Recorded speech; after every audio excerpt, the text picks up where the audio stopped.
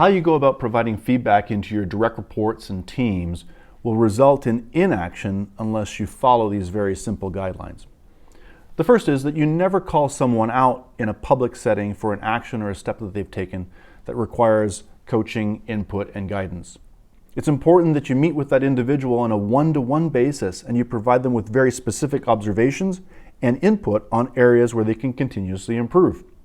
At the same time, take the opportunity to ask them to come back to you with their observations about the steps that they've implemented and to see whether there are some tweaks and modifications that need to take place. Chances are there will be, but that's okay because you're focused in on continuous improvement of the employee.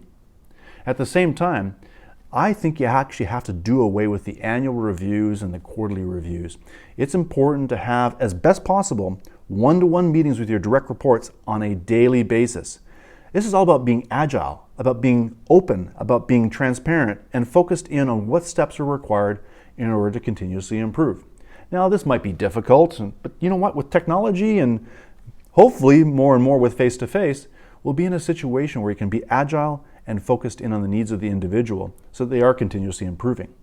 And you know what? One of the other steps is so important, and so many leaders shy away from this, and that is in providing creative and constructive criticism. This is probably one of the greatest gifts you can provide to your direct reports and to employees, as long as it is genuine, well thought out, and meaningful in terms of the criticism you're providing.